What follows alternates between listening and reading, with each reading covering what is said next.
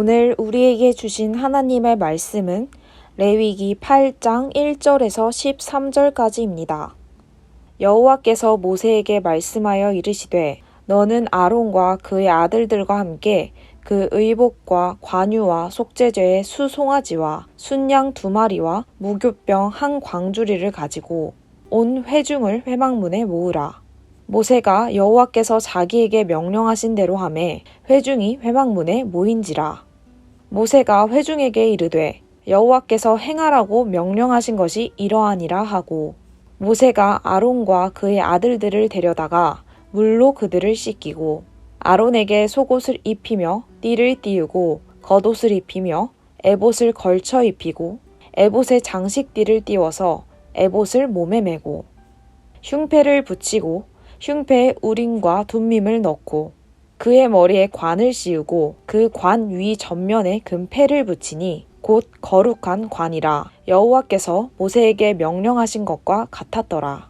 모세가 관유를 가져다가 성막과 그 안에 있는 모든 것에 발라 거룩하게 하고 또 제단에 7번 뿌리고 또 그 제단과 그 모든 기구와 물두멍과 그 받침에 발라 거룩하게 하고 또 관유를 아론의 머리에 붓고 그에게 발라 거룩하게 하고 모세가 또 아론의 아들들을 데려다가 그들에게 속옷을 입히고 띠를 띠우며 관을 씌웠으니 여호와께서 모세에게 명령하신 것과 같았더라.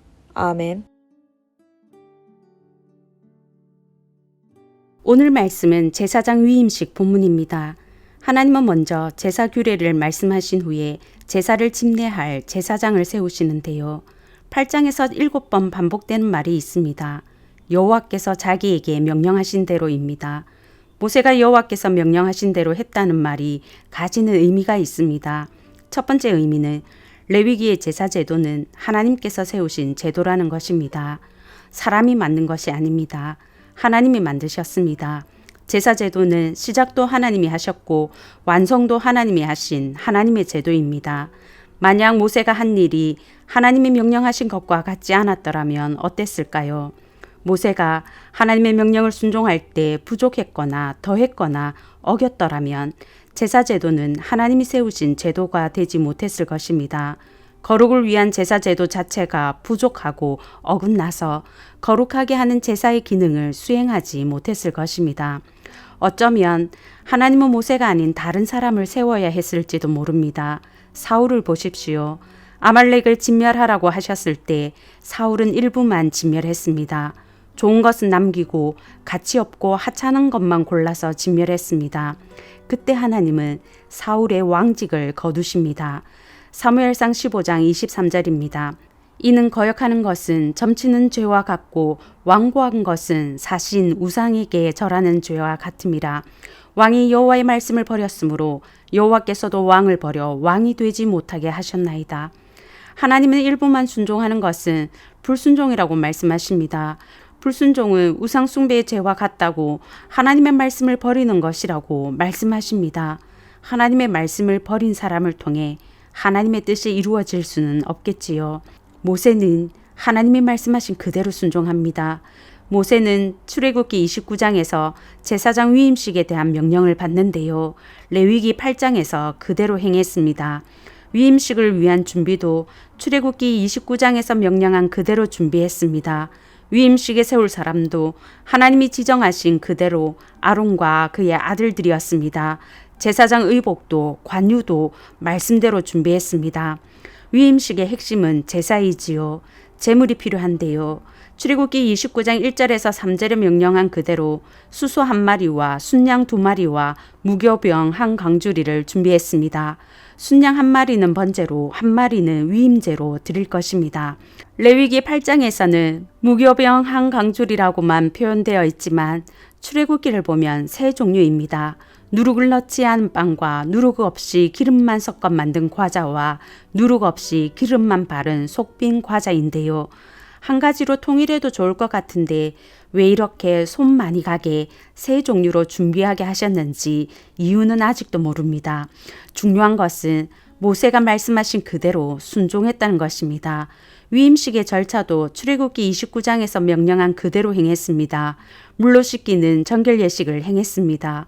제사장의 옷을 입히는 의복 예식과 기름을 붓는 관유 예식도 말씀하신 그대로 행했습니다. 제사장 예복은 출애굽기 28장과 39장에 자세히 묘사되어 있는데요. 모두 8가지입니다. 레위기 8장에는 세마포 속바지가 빠져서 7가지인데요. 모세가 하나님이 말씀하신 그대로 다 행하지 않은 걸까요?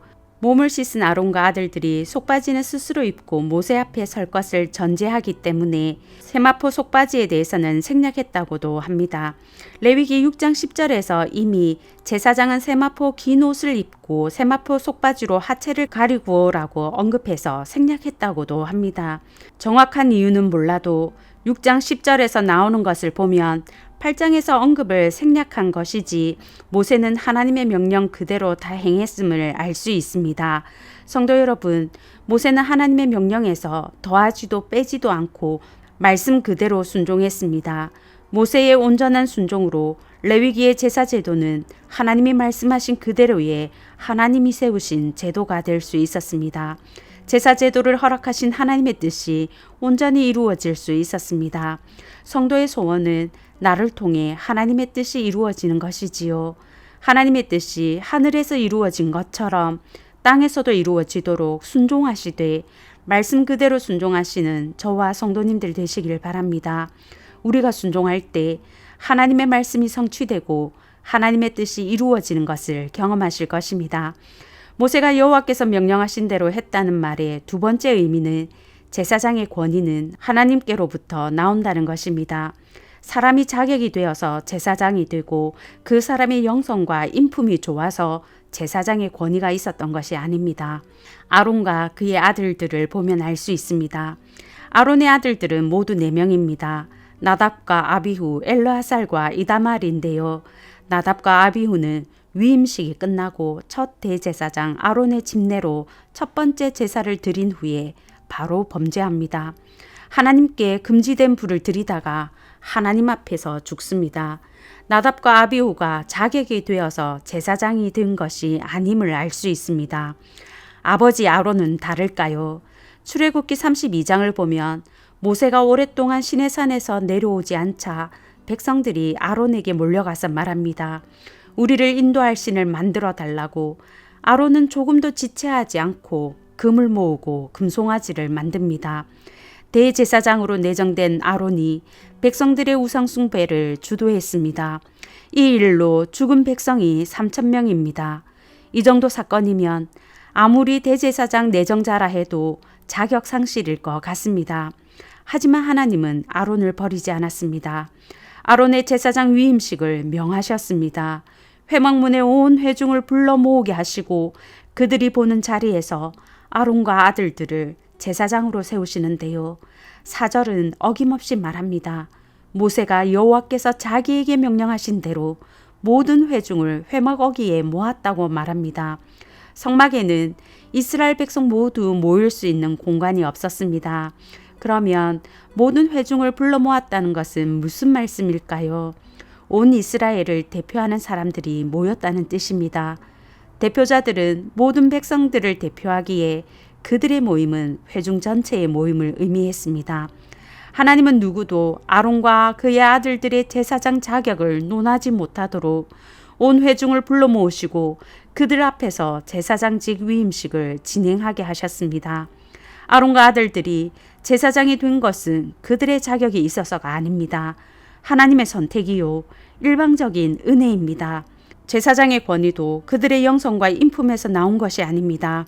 하나님께서 부여하신 권위입니다.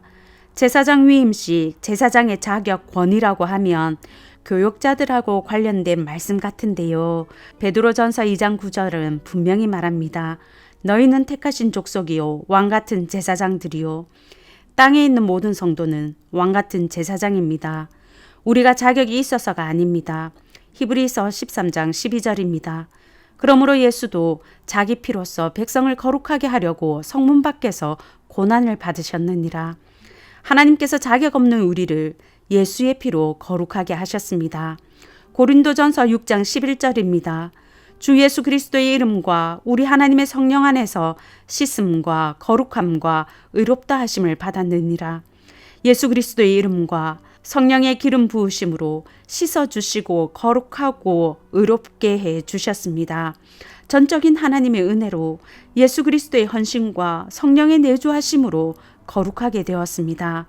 거룩하게 된 성도가 제사장의 직분을 감당하기 위해서 입어야 할 예복은 무엇일까요? 로마서 13장 14절입니다. 우리 주 예수 그리스도로 옷 입고 정욕을 위하여 육신의 일을 도모하지 말라. 예수 그리스도로 옷 입어야 합니다. 예수 그리스도로 옷 입는다는 것은 무슨 의미일까요? 골로새서 3장 12절입니다. 그러므로 너희는 하나님이 택하사 거룩하고 사랑받는 자로서 긍휼과 자비와 겸손과 온유와 오래 참음을 옷 입고, 긍휼, 자비, 겸손, 온유, 오래 참음은 모두 성품과 관련된 말입니다.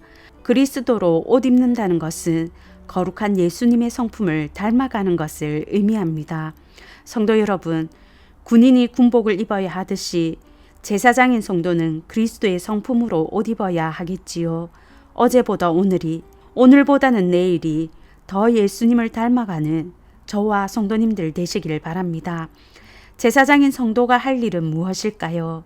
여러 가지가 있지만 대제사장이신 예수 그리스도가 오늘도 하고 계신 일이 있습니다. 로마서 8장 34절입니다. 죽으실 뿐 아니라 다시 살아나신 이는 그리스도 예수시니 그는 하나님 우편에 계신 자요 우리를 위하여 간구하시는 자시니라. 우리의 대제사장이신 예수님은 오늘도 하늘 성전에서 우리를 위해 간구하십니다. 제사장인 성도가 할 일은 기도입니다.